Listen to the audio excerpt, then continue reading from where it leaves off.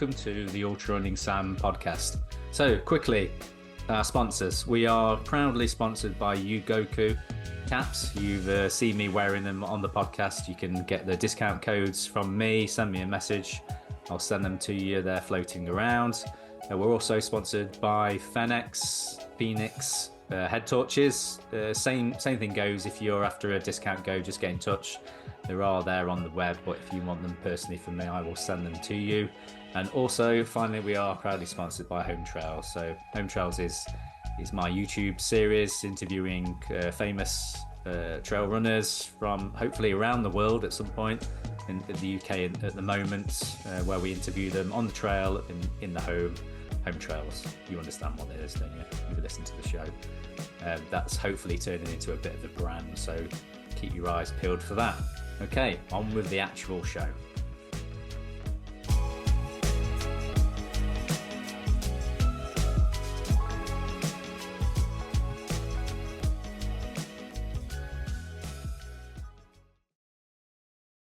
Okay, so quick advert just here. So Ranger Ultras. So if you've been inspired by, the Spine race recently and you want a extended routes challenge, and obviously trying to get into the Spine race is difficult at the best of times, but if you want a local, friendly, um, great value for money, long trail experience, then Ranger Ultras offers um, two. Well, he's got loads of races on. Stu Westfield's got loads of races on, but the one that we're doing an advert for is the Pennine Bridleway Trail Challenge. So the PB 270 is the full distance. So that is 168 miles, and it is Middleton Top to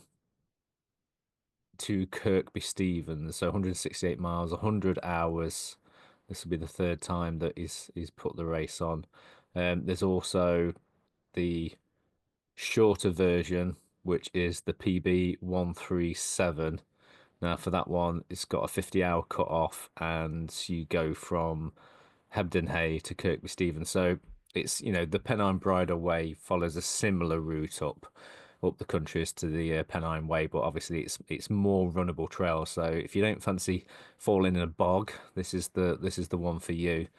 So there's still the same sort of great scenery, but more runnable trails. So if you fancy a challenge in April, so that takes place over the first week in April. So registration's on the 2nd of April, and the race starts on the 3rd of April. Is that the case with both races? Let's just have a quick look at the races. Yeah, first. So for the big one, you start on the 2nd. So race registration's on the 1st of April, April Fool's Day. Some people might say that you're a fool for doing such a long race. And you've got 100 hours. So you set off on the 2nd of April. So if you want to get your fix of a long trail, you want sort of a more budgetable race, but the same sort of views and the same sort of distances as the Spine, then this could be your gateway drug into the long stuff. So get in touch and we'll see if we can figure out with Stu whether there's some things we can do with discounts or anything that we can sort of figure out. But basically, this is the advert for it. So go and get your trail fix with Ranger Ultras in April with the PB 137 and the PB 270. Go, sign up now.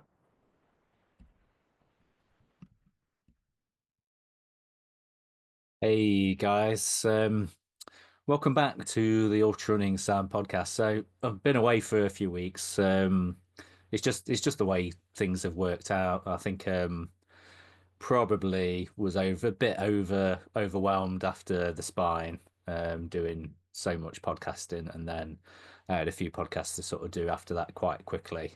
So sort of banged them out, and then I felt like I'd had a bit of an overload of podcasting and the Spine for a bit, so I purposely gave myself a little break. But we're back now, back to normal service will be resumed.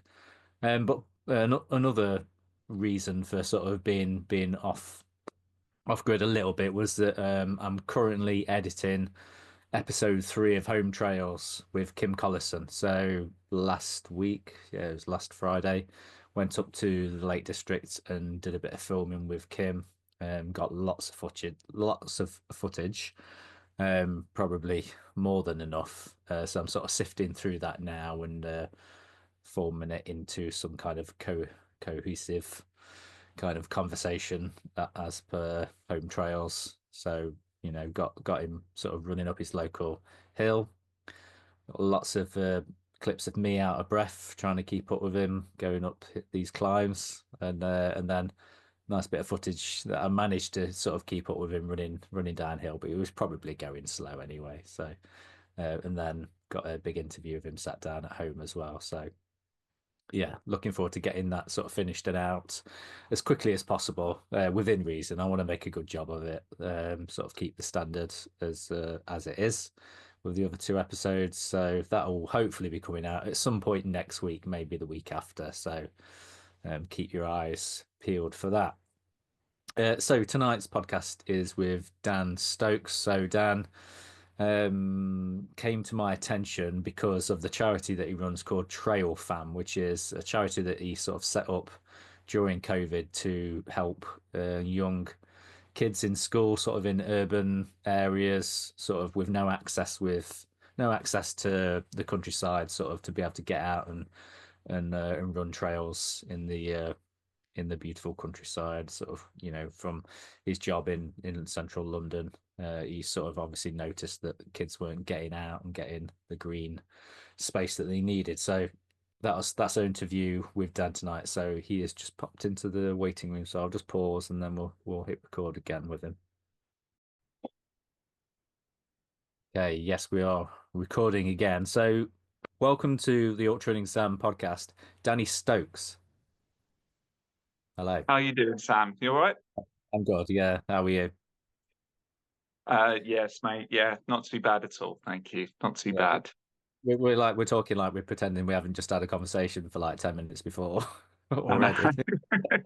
I think that's what they call show business, isn't it? Yeah, that's it. Yeah. The trials and tribulations of being a parent and Yeah. everything, all the good things and all the bad things that go along with that. But we won't carry on talking about that. Um, No. I suppose I need to sort of tell the audience that if I cough and splutter in this, it's because as I was telling you before we hit record, I somehow managed to squeeze a load of honey into my throat while I was running 7.5 minute miles on my way home and had a coughing fit and had to stop my watch in the middle of a like heavily populated area and sounded like I've got like COVID or something and was getting some funny looks off people like thinking what on earth is he doing running coughing like that, but that's why I'm clearing my throat and I'll be having regular drinks. Well, this sounds like a Health World exclusive because honey's meant to be good for your throat, isn't it? Yeah, it's like an Uh, antiseptic, isn't it? this is like an absolute bombshell that you've dropped on your audience. I think you can cue this up with lots of clickbait titles saying it's Yeah, official, honey is terrible for your throat. yeah, it is. Yeah, you heard it here first. Yeah, but anyway, that's all the excuses out of the way anyway. But we'll soldier on anyway. So Danny, so I'll sort of explain how I sort of came across TrailFam then. So I'm a big fan of Beth Pascal. Mm. She's in fact I think Beth was one of the very first podcast interviews I ever did. Um, I think so. I kind of blame Beth for me getting into podcasting because it was her that during lockdown my running club asked me to host like a Q&A with a runner, and they were like, and you need to host it, and you need to find somebody to interview. So I can't think what she'd just done at the time. She'd done something I think she'd just done like a really fast Bob Graham round, and she was sort of in the running news. And I sort of reached out to her, and I'd not even realised that she lives quite close to where I live in Derbyshire. Well, she did do before she moved to the lakes. Mm. So sort of struck up a conversation and just asked her to sort of come on and be interviewed for the running club. And then that sort of gave me the bug for for wanting to start a podcast in lockdown, and then basically that's what I did. And I think she was the first official interview that I did that was they actually put out. The one that I did for the running club was just sort of stayed in the local club, but I can't even remember how that went. I don't think it went great, but it was kind of my first sort of foray into podcasting, and so I kind of blame Beth for sparking that fire in me to start a podcast. So obviously, I'm digressing here. So she put a post up about being a mentor for TrailFam.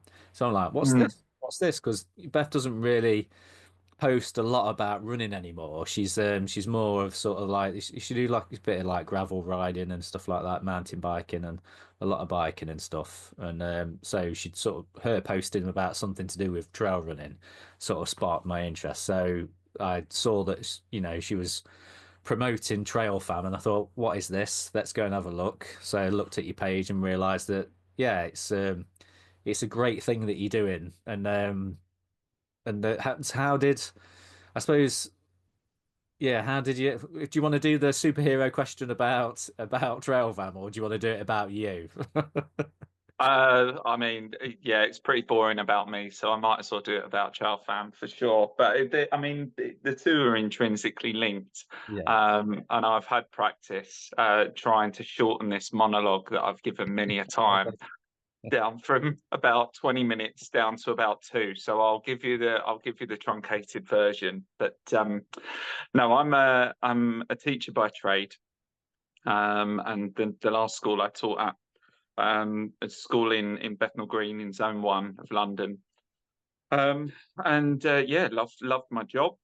But also, like yourself, like many people that you speak to every day, just completely fell head over heels in love with the sport of trail running.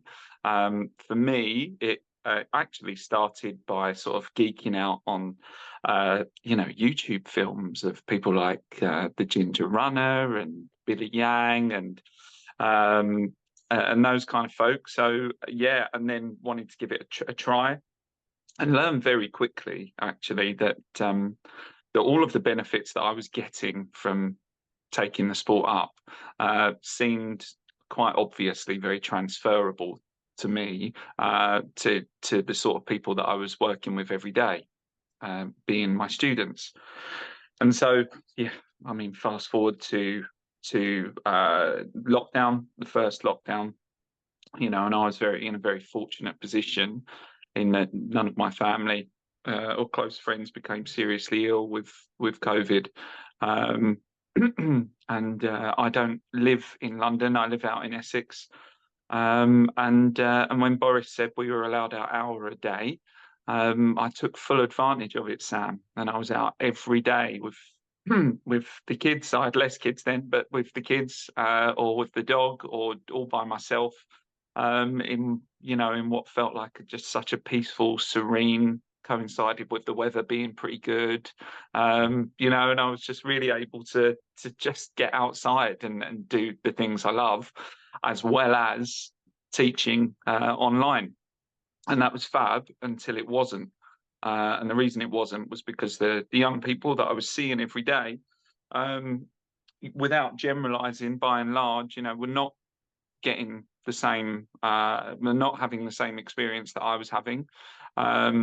It was, in a city, people that lived in inner cities were disproportionately seemingly so, disproportionately affected by the pandemic, especially those of different ethnicities, of which a lot of my students are. It's a very, very mixed cohort of young people that I've worked with. And yeah, it just didn't feel right. It felt wrong. And interestingly enough, London's the greenest city in the UK.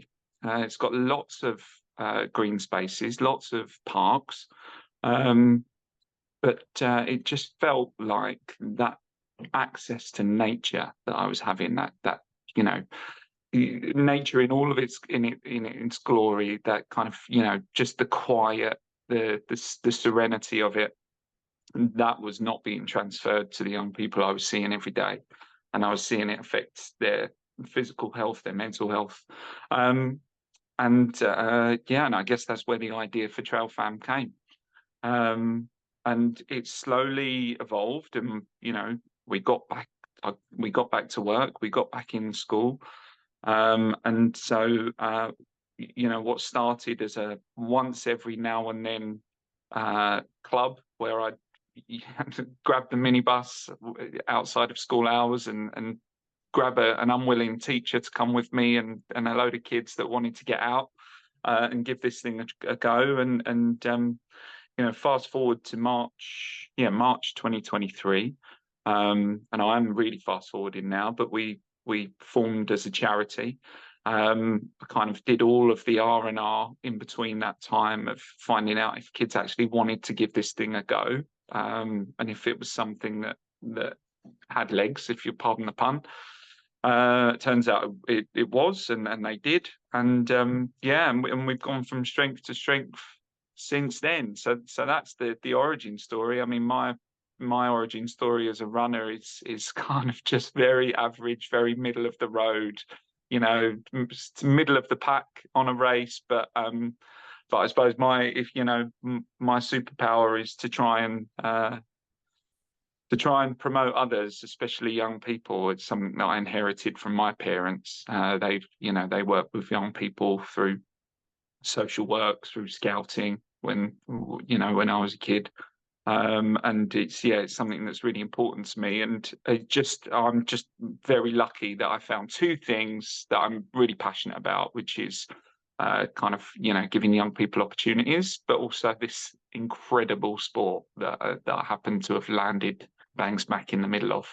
Wasn't 2 minutes, was it? Sorry about that, but it No, was it was it's getting fine. on for it. But yeah, that was it. That's amazing. Yeah, you can talk for as long as you like, mate. I always get told off for talking too much in my own podcast. So people can spin a yarn. Um, yeah. So it's almost like a modern day version of the different form of the Scouts, then, isn't it? That, um, yeah, that's the kind of thing that we sort of grew up with, isn't it? Mm, As youngsters. Was that mm. something that you did then? If that was your parents, you sort of led you in that direction? Yeah, so my mum was a group scout leader for Sea Scouts. And I think she just wrote my dad along into it. He didn't really have a choice, but they've, two super outdoorsy people. Um, Loved camping. Like all of my family holidays were camping. And I never felt like I was missing out. In fact, like it's something that I'm keen to do every year now with my family. So yeah, they were that they got me into that at an early age. I actually got kicked out of the Sea Scouts when I was a teenager because I was just such a numpty. That's probably the best word I can say. And I got kicked out when my mum was still the group scout leader, but she saw the duress that I was putting the poor Sea Scout leader under, so she allowed that to happen. But yeah, we just a really outdoorsy childhood, and kind of like from going camping to kind of figuring out how to light fires and all that stuff that I think is very easy to sort of lament how young people don't do that sort of stuff anymore. But I think so much of the reason of that is opportunity, um, because kids are still the same. Kids haven't changed. It's just the Yeah. world seems to have changed a little bit around them. Yeah. Yeah, that's interesting. When you were sort of talking about the sort of situation that your students were in Mm. during lockdown, it's something that as probably many of us weren't really that. I mean, you were obviously aware of it because of your situation, but like for me, my family, we live just on the outskirts of a village in Derbyshire. Little school. The girls were still at junior school then, so little village school. Basically, our lives just revolved about, around sort of going a mile into the village and going taking them to school and stuff. Then obviously lockdown comes. We're we had like a really favorable situation that, we live in the middle of the countryside. literally like on the other side of the road from us is a trail that we can get on. So, Mm, we had access to be able to just literally walk out of our door, get on a trail. I was still working because I work in engineering, so we were classed as what was it classed as essential workers. yep. So I cheekily, my my hour a day was actually probably closer to 2 hours a day because I continued to commute to work by running, which is what I've Mm. always done. It wasn't something that I took up during lockdown. I've always commuted either running or biking. So I was running to work in the morning, early in the morning. I was working until probably about 1 o'clock, and then I was running home, and the girls were all at home. We'd got, like you say, the weather was amazing, wasn't it? We had a giant paddling pool all set up in the garden. We basically just like lived in the garden for that summer. I got my runs in. We went for walks down the trail. Basically just spent all of the time outdoors. But then I wasn't aware. I obviously knew that people live in cities, but what was the sort of situation that your students are in then? Obviously, that's like I can't even imagine like sort of being in a really built up area, and how did that work for them then? What were they trying to get out to the parks? Were they allowed to go to the parks? Well, I think it varies, and I'd be careful against being too general in my answer to that question, but I can give you sort of examples. Um, and the thing is, at the time with the pandemic, what it also is coinciding with is just this absolute storm of information. So the one thing the pandemic didn't cut off was our ability to source information. Whether that information was correct all the time or whatever is a different story, right? Um, but it was a scary time, and I suppose part of that is when you're in such a densely populated area, and you're seeing stats on the news every day, and you're seeing press conferences and media briefings and all that sort of thing. It's frightening, it's terrifying. And so there were genuine cases that for the entirety of the first and second lockdown, and a lot of the time in between, some of my students, in terms of the students themselves, weren't leaving their flats. Full stop. Their parents might go to the shop, or they might use things like Uber Eats or Deliveroo to get groceries delivered or whatever. But yeah, there was numerous occasions of where young people were just not leaving their homes. Um, Yeah, and and you talking about living in the countryside, and it's no different from me. I wouldn't say I live in the countryside, but I'm not a million miles away from woods and things like that at all, within walking distance. And it just allows you a bit of time to think and a bit of freedom to just in your own head. And if you don't have that, you you can drive yourself crazy. Um, and so that was a very real situation for a lot of young people, and and unfortunately another real situation for some of the young people that I was teaching was family members were getting seriously ill, and in some cases dying. And if you're seeing that, uh I don't want to speak for anyone, but it doesn't take it's not a big stretch of the mind to think that that is utterly, utterly terrifying. And so, yeah, so what am I saying? That I suppose the kind of the want of if the want of getting into a green space, it was there, especially for young people at that time, it was probably superseded by kind of just that innate desire to stay safe. And that's always gonna win out, isn't it, against that sort of thing? So yeah, so I mean, for some of the students and for too many of my students and for too many young people that live in cities, it wasn't it was an awful situation and one that's I think we're still living with today and probably will still live with for a little while. So I suppose that kind of, if people ask TrailFams why, and I know TrailFam is a tiny ripple in the pond, for what was such a huge thing, but that was definitely the why.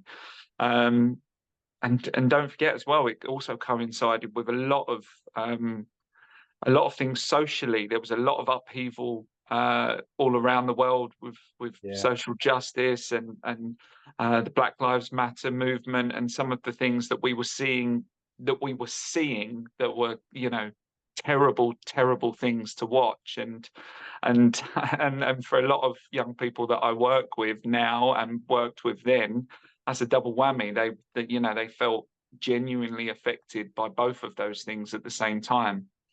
Um, and so yeah, so it was a tough situation, and I suppose TrailFam in part is an answer for that situation. Is just a kind of a little bit of something different for young people to dip their toes into. Because it is, I know we've, I've spoken about this on, many a podcast that trail running, for a long time has always been like the demographic has always been like middle-aged men, and it like Mm, us, mm, basically. mm. Um, but there is a bit of a shift, isn't there, in people, different, more diverse sort of backgrounds getting into it. So, what sort of challenges did you have with sort of presenting, this very something that may seem very foreign to your students? How did you have any trouble with them sort of even knowing what trail running was, or did they even want to start doing it? Yeah, I mean the thing is, right, is with anything when you launch something, there's always going to be early adopters of Mm. that thing. There's always going to be kids that are just so naturally curious that they're like, yeah, I'll come and give it a go. And then the vast majority of kids want to see someone else do it first, and then they'll give it a go after. So that was one of the challenges. I mean, just in terms of the nuts and bolts of how I got kids out in the first place was, playing videos of the most dangerous looking stuff, photos of crazy things like Killian, on a knife ridge line Yeah. or something. Obviously, never show the parents that sort of thing.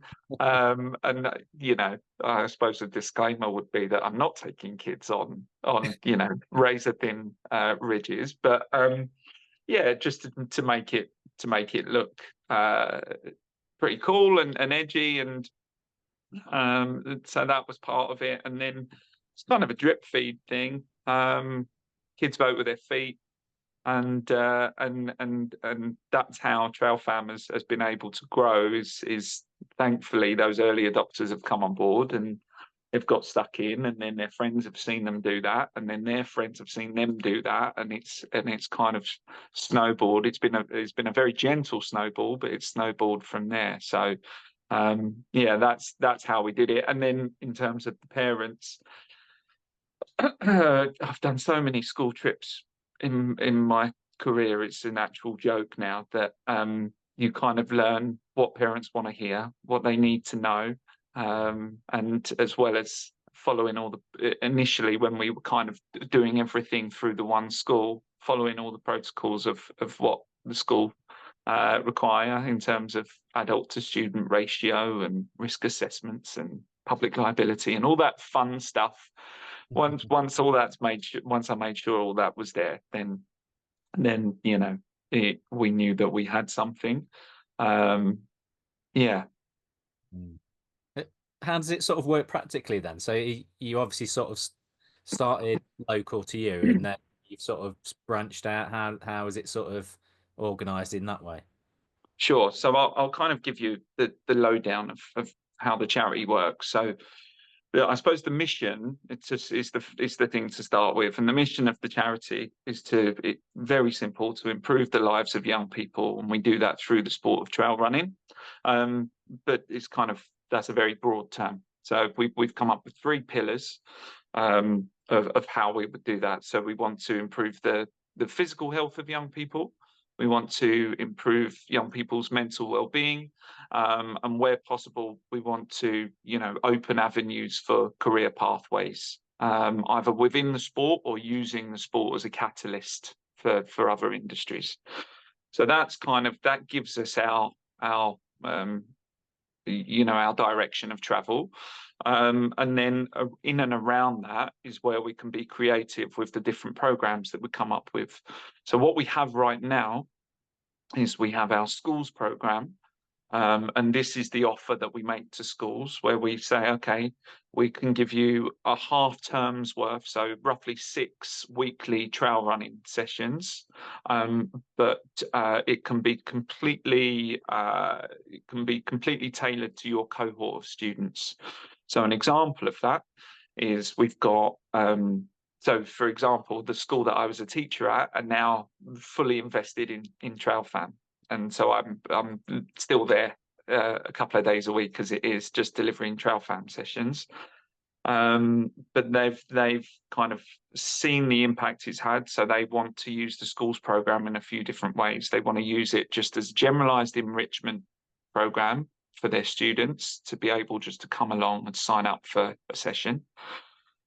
I also do. So we also run weekly sessions for a group of students with very specific special educational needs, and obviously those sessions look slightly different, and they're far more leaning towards the connection with nature, boosting confidence side of things, rather than the athletic element of it. But nonetheless, equally as valuable.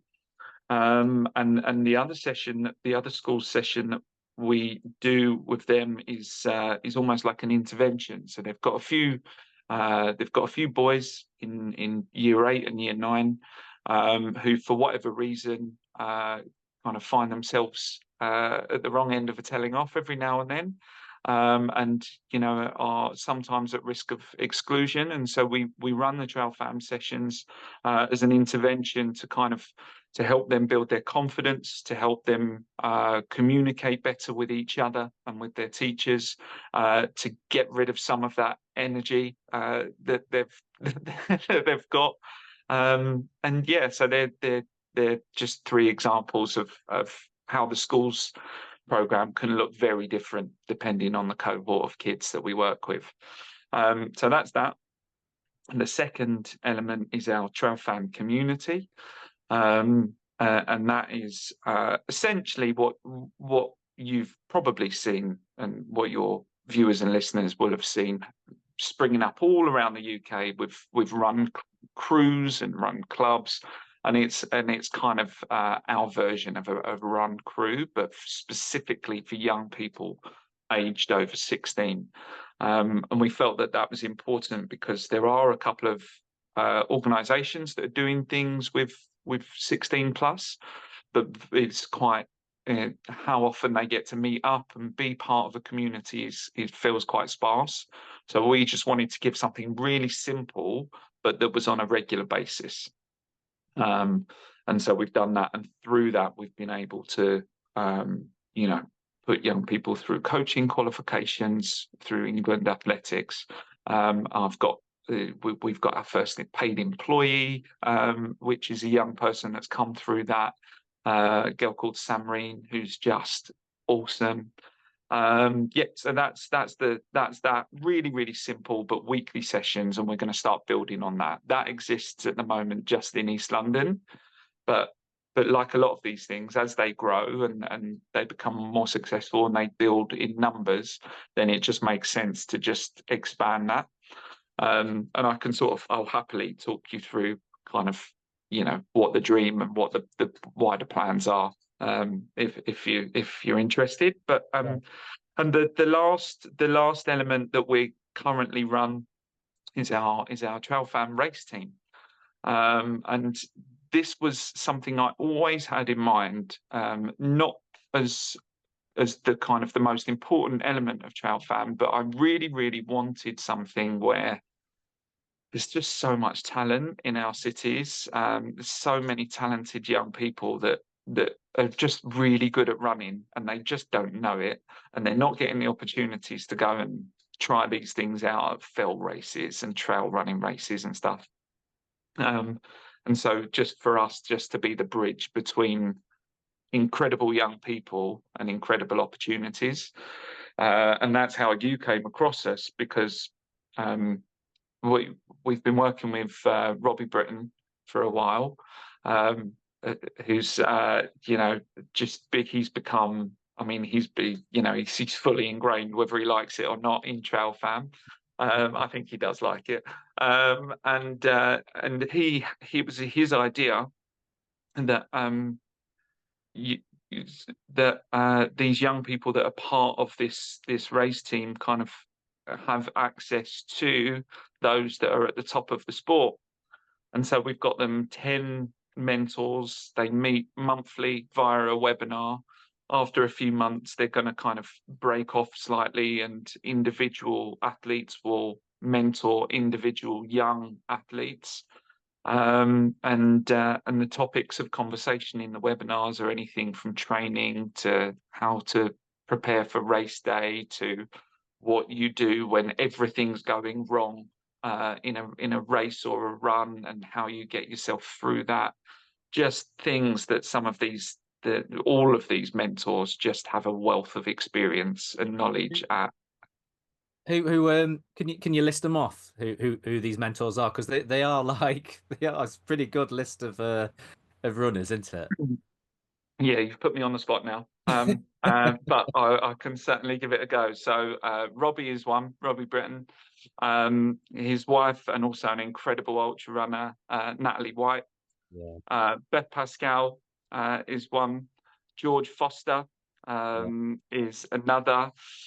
Georgia Tindley is one. I'm so embarrassed that I know all of these people, but Ben Mounsey. yeah, Ben Mounsey. Who else we got? I mean, it's all on our Instagram, and it's not that I don't know them. It's purely a fact that my So bad. brain is like a sieve. Um, who else? Come on, Danny. So, oh, Rob Sinclair is another, who is just an absolute ball of energy, and the kids love as well. I'm looking on the page now. Martin Johnson, That's it, Martin. Yep, Zuki, Zuki, George Foster, Naomi Lang, Naomi. Yeah, Natalie yeah, White, Rob Sinclair, Beth Pascal. Yeah, they're the ones I can see on there anyway. yeah, yeah. So there was 10 So it's a, altogether. I think we got all 10, it's just about. a who's who of UK trail running, isn't it, really? Absolutely, absolutely. Yeah. And I feel eternally grateful to every single one of those individuals because their time is not infinite. Um, and they've give their time and their expertise so incredibly generously to these young people. And The thing is, when you work with young people, especially teenagers, um, you're not always going to get instant feedback of how grateful they are, and of course they are. But the conversations I get to have with them in the interim of having these webinars is awesome. Um, and coming back to Robbie, him and Beth are kind of, I'd say they're leading on this. They had lots of consultation um, before we started talking to other athletes.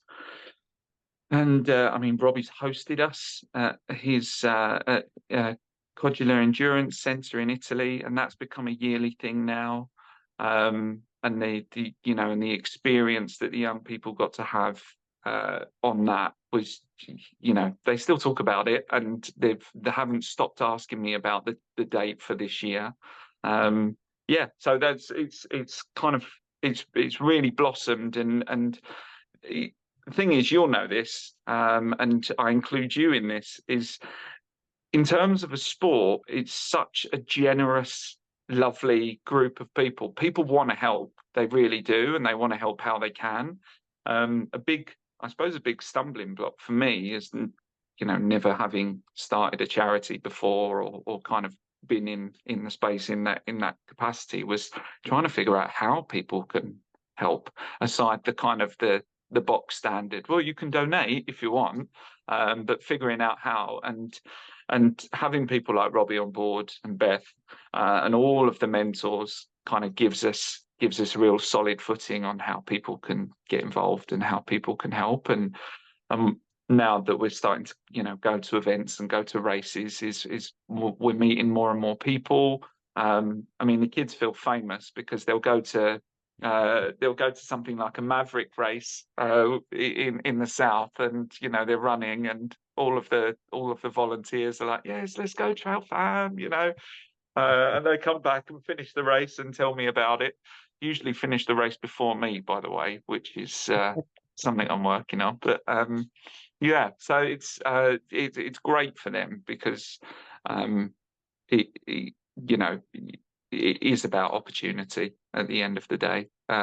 You put opportunity in front of young people, and they'll bite your hand off, in my experience anyway. And if they're not, then that says more about what you're doing, or what I'm doing in this case, than them. Mm. And it's something that it's a mantra that we always had as a teacher, that if a kid isn't doing well in your lesson, or isn't paying attention, or is bored, or whatever, then I have to look at the way I'm teaching them, rather than dismiss them as being lazy or naughty or whatever. So yeah, so we're kind of, with the help of these mentors, we've found a bit of a magic formula. Yeah, that's great. Um, what sort of ages and distances are they doing then? So you talk about them. That was one of the things I wanted to ask you about. Was like the connection with. You've got quite a strong connection with Maverick, then have you? Mm. That they like regular sort of. You go to their races regularly. Then what sort of distances are the kids doing? Well, it depends on their age. With the age, our race team athletes range from 13 to 15 at the moment. But we haven't necessarily decided that there should be a cap on ages.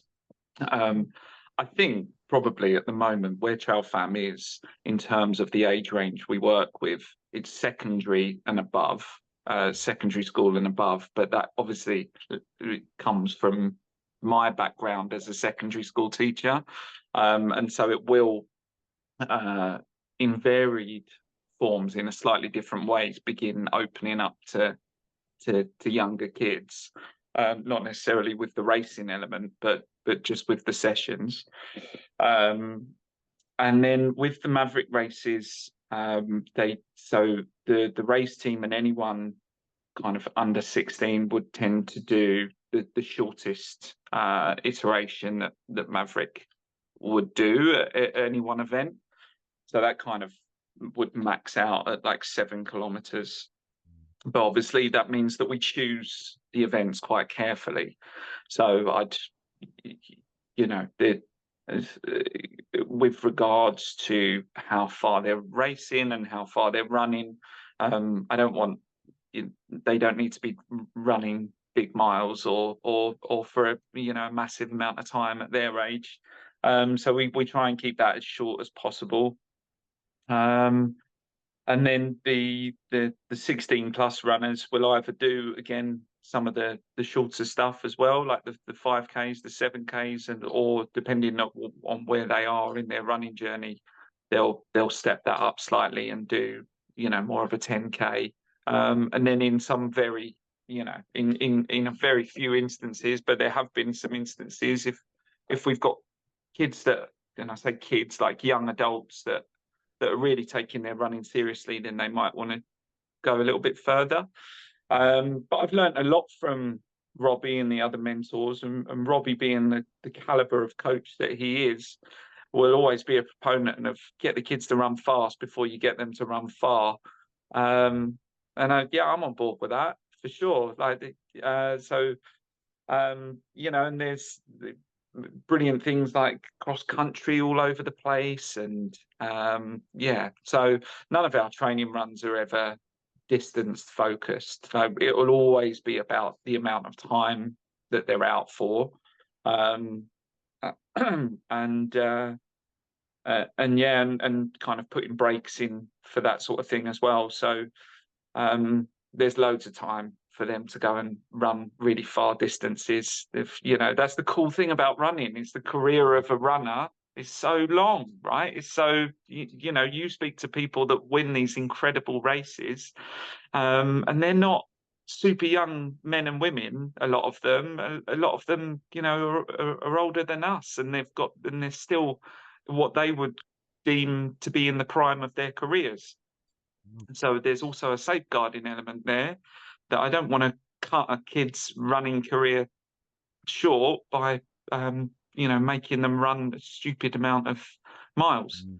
Mm. Um, yeah, that was a very long-winded answer to quite an easy question. I apologise, No, it's good.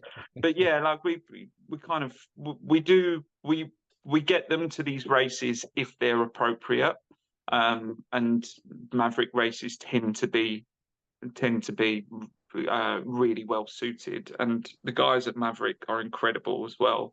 Um, you know, they don't make our TrailFam kids pay, but also it's important to note that um, for 12 and unders on their website are free to run. Mm. That's just a policy that they have. So if there are parents that are going to run, and you've got you know, and you've got a kid at home that's into it, then a Maverick race is a really good option for that, because they can come along, and they can run, and they've, you know, there's not silly cut-offs for their races, so you could effectively walk Mm. their shorter distance races the whole way and still have a brilliant day out.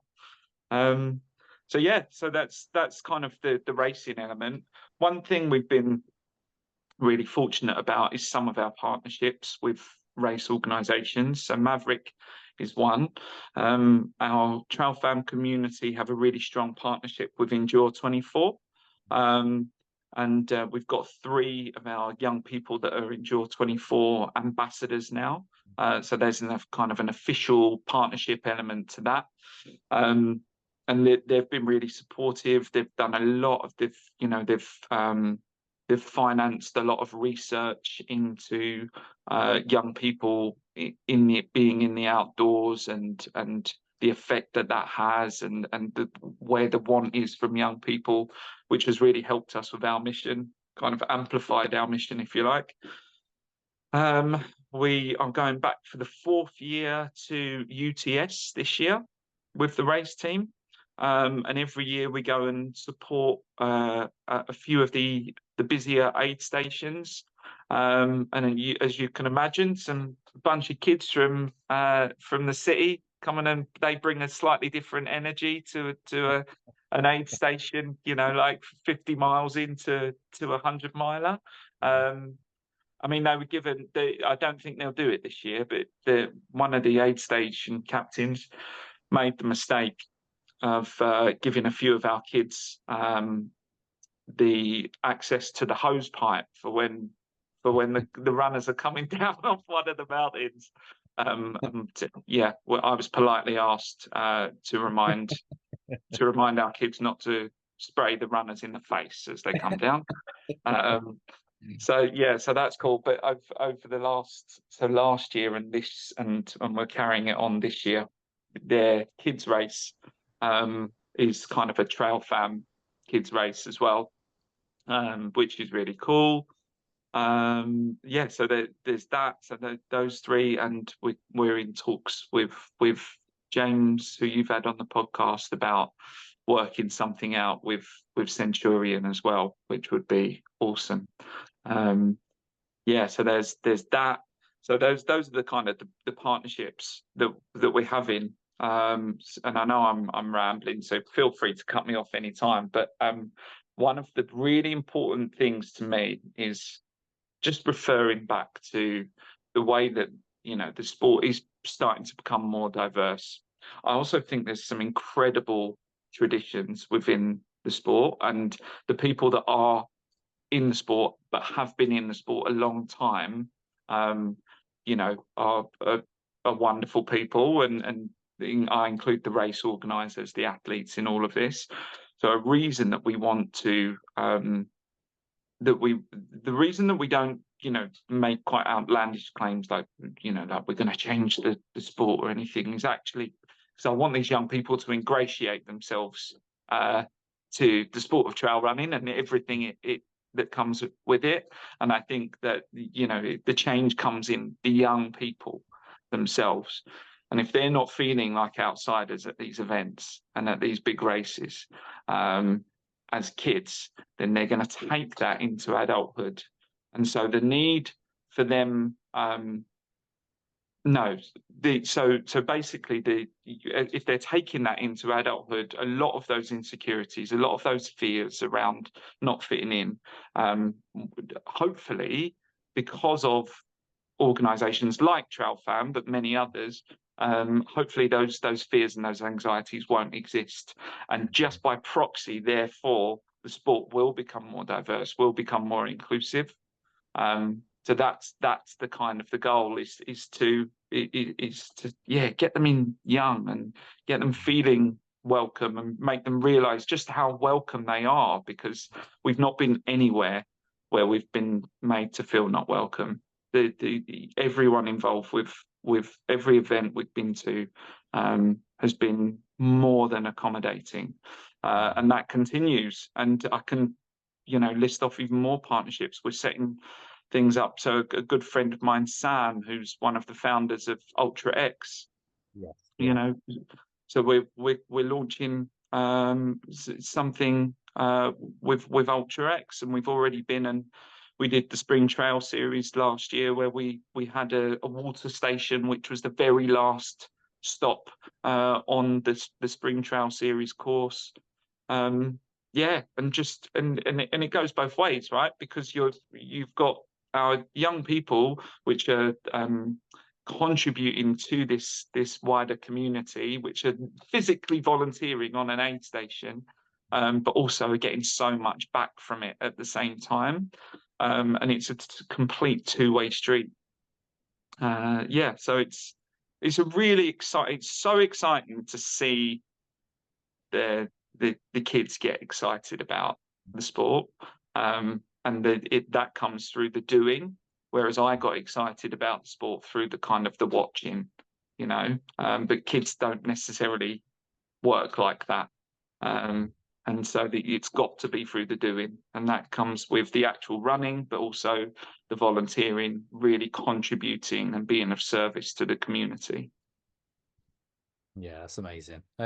Just going back to the diversity thing, why when you were saying that, I was just thinking it's the nobody needs to change the sport. They just need to just come into the sport, don't they? They just need to be part of it. It's not that Mm. it needs to change, like you say, the traditions of ultra running has always been accepting anybody and anyone's welcome, but maybe groups have felt that they weren't welcome. But I know and you know that everyone's welcome in trail running. So maybe would But it's make also an education. It's also, sorry to interrupt you, Sam. no, no. It's also an education piece for us because I don't know what I don't know. And Mm. so that's why there are groups that do exist. And there is that education piece because yes, of course, like yeah, everyone's welcome, but there are also things that I don't know, which I might do, which might make other people feel unwelcome. And so there is so I get this with TrailFam all the time where I'm just learning about different things, different cultural things, or or or even if it's just about different things about what it's like to be a young person, which is the remit that I'm particularly working with. Um, and I think so much of that education piece comes with what I was saying in terms of if I'm exposing the kids to this world, to this sport, then they're gonna pick these things up.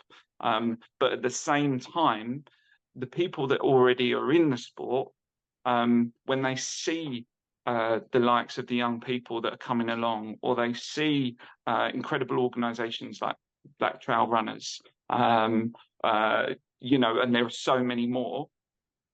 That learning is a complete two-way street, and so I'm sure Black Trail Runners would be the first to say, and I'm fortunate enough to TrailFam have been helped out a lot by organisations like them.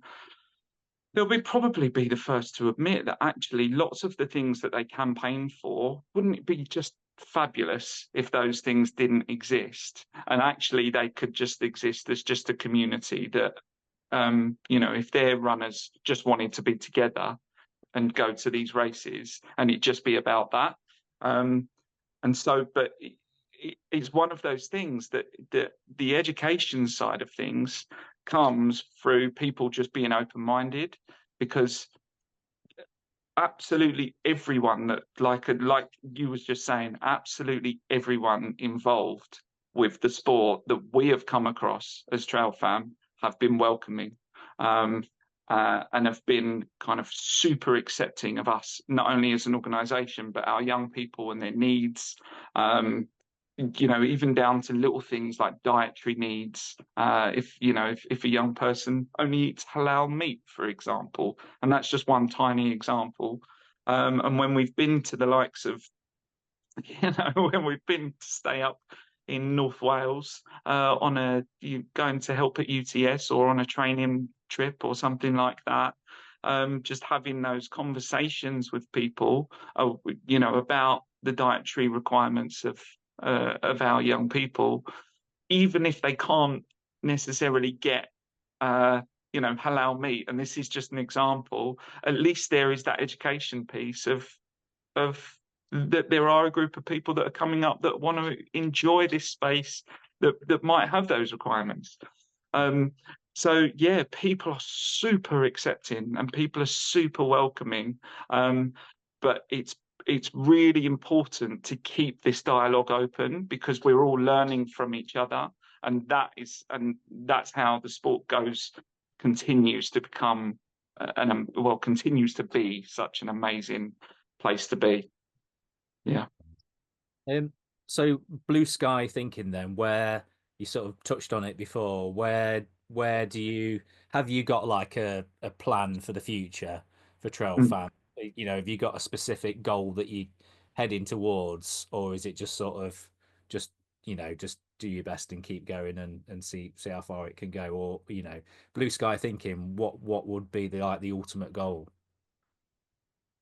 Well, um, I mean, the short answer is yes. There is a few sort of, I guess, like dream scenarios for TrailFam, um, and without sort of pumping out arbitrary numbers of the amount of young people that we want to be involved, um, we want to see those three pillars that we have: physical health, mental well-being, and future pathways. We want to see significant markers in those three pillars, and the way that we see those is increasing the number of young people that TrailFam have access to and that TrailFam can work with. And so, where we are at the moment is London and the southeast, and so it kind of, by nature of wanting to have a real effect on the physical and mental well-being of young people, we want to expand, and so that will just mean kind of where we are and just pushing out in all directions, but being strategic about where the areas of need are, and kind of and tackling those first. So, major cities in England and the UK seems like is an obvious one, and so setting up areas where young people can have access to the services that TrailFam, or something like TrailFam, by the way, can provide, feels really important. But there's also real areas of need on lots of our coastal regions within the UK. Just talking more generally about areas of deprivation. really looking at those, studying those, and thinking, okay, where is the need, and strategically aiming for those locations. Um, and what that will do is, if we're kind of offering that in its simplest sense, then it will feed into a couple of the other programs that we've got. So if we're if we're in more areas and we're working with more young people that wouldn't otherwise have access to a sport like trail running, or either through geographic, uh, not geographically being able to access trails and mountains and things, or just through like the kind of the education knowledge piece, and the cultural capital piece.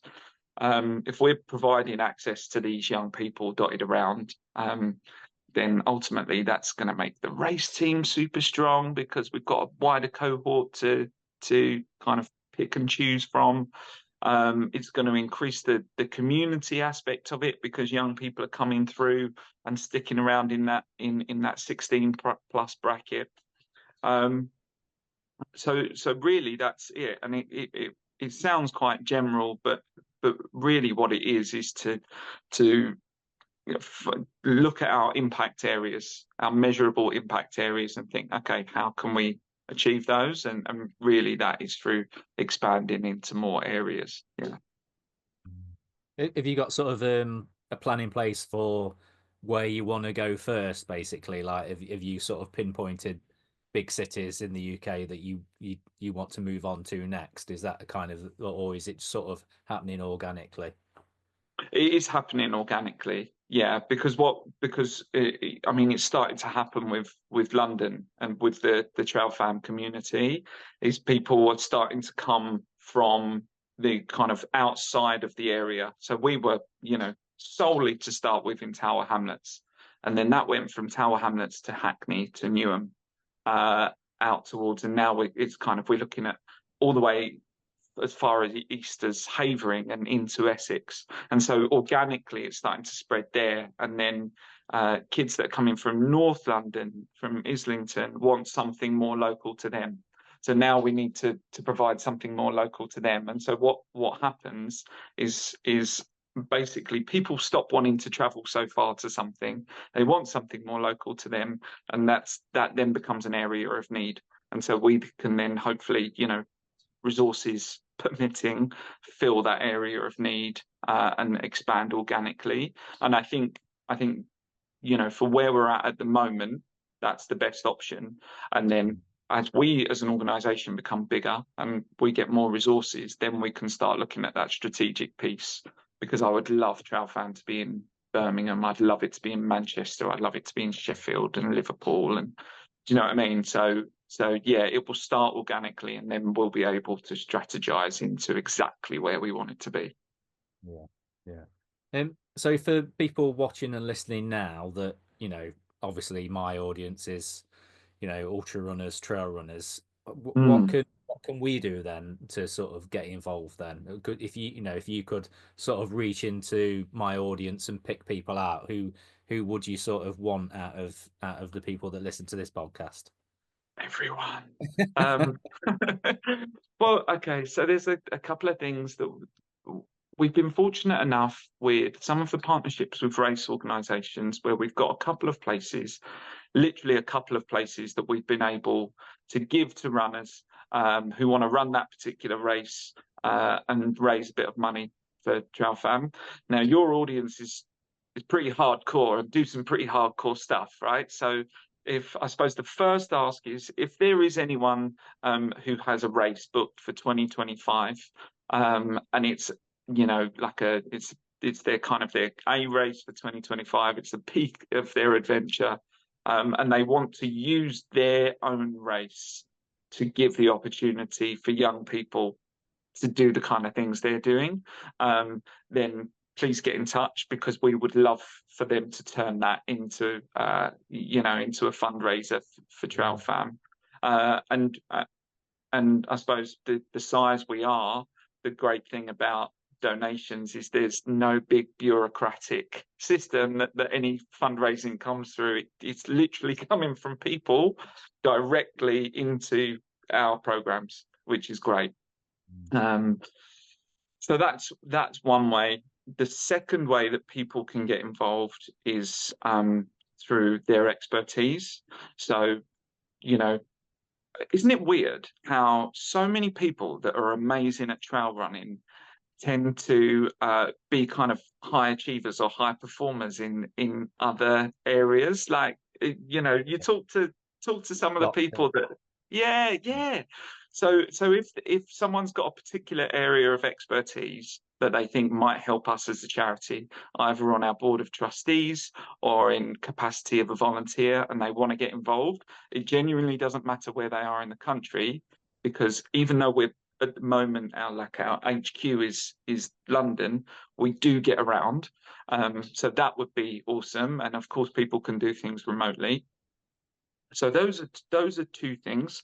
Um, and then the third and final thing, which is kind of a more long-term thinking, if someone thinks to themselves, do you know what?